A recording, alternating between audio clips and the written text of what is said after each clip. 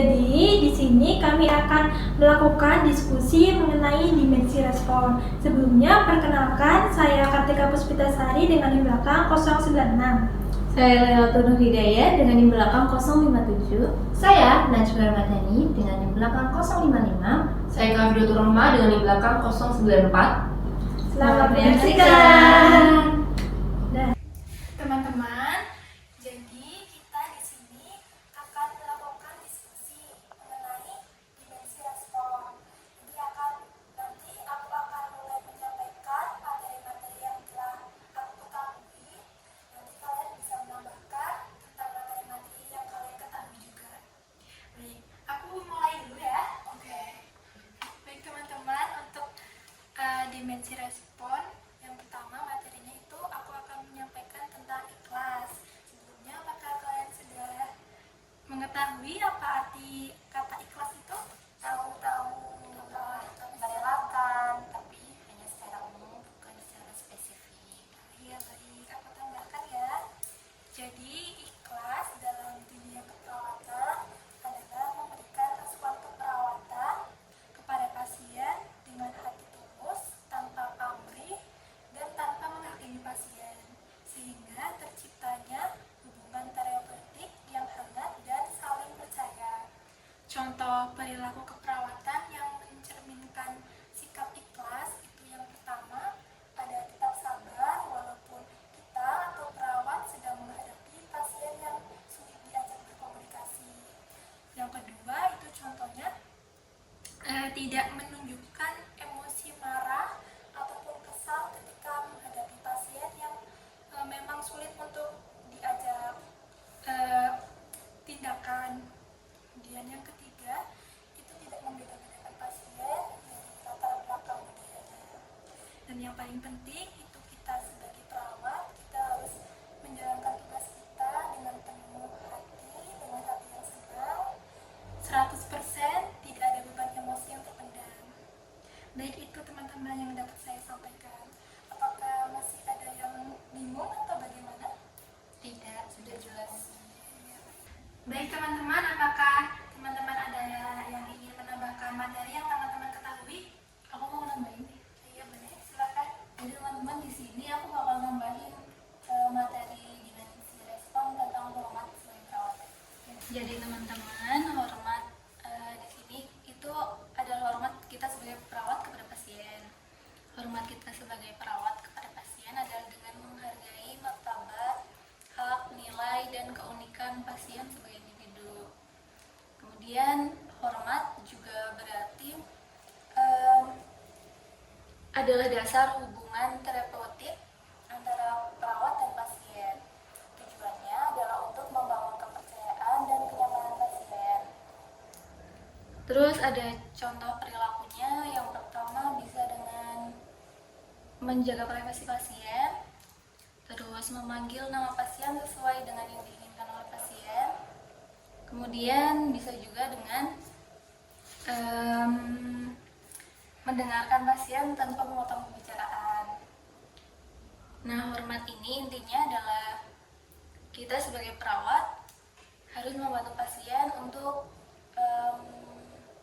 meningkatkan kepercayaan pasien, meningkatkan kenyamanan pasien, kemudian membantu pasien merasa dihargai. Nah, setelah tadi contoh perilaku, ada contoh kalimat yang bisa diucapkan kepada pasien. Contohnya adalah saya menghargai perasaan dan pendapat Bapak gitu.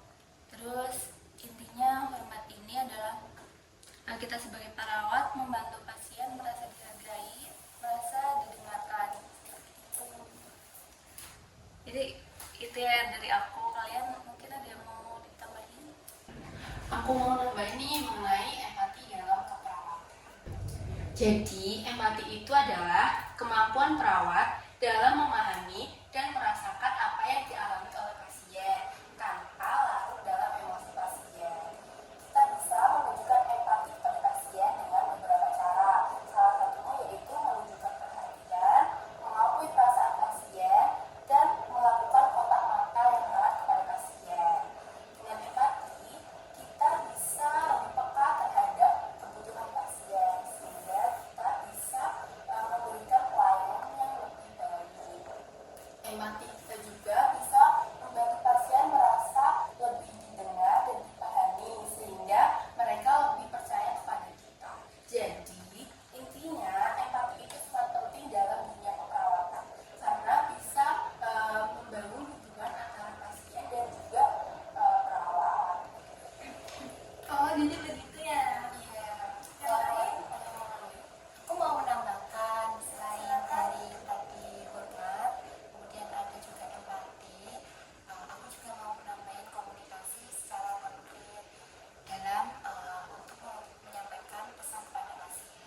Jadi komunikasi secara konkret itu perawat menyampaikan pesan kepada pasien secara terstruktur, kemudian spesifik dan langsung kepada pasien.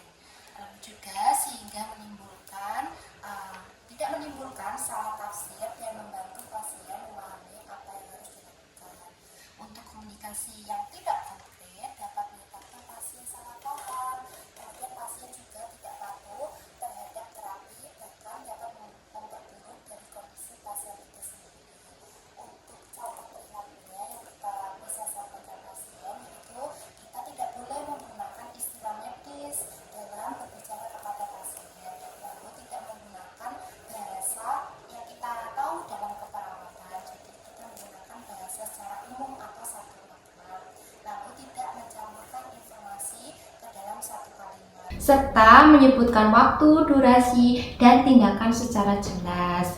Untuk contoh kalimatnya yang bisa kita terapkan pada pasien, kita dapat membantu pasien untuk berlatih nafas dalam minimal dalam satu hari 3-4 kali, yaitu berlatih nafas dalam selama 4 atau 5 detik. Jadi inti dari komunikasi konkret kepada pasien yaitu perawat dapat bisa memberikan atau menyampaikan pesan secara sederhana, mudah dimengerti, dan langsung pada tindakan. Begitu.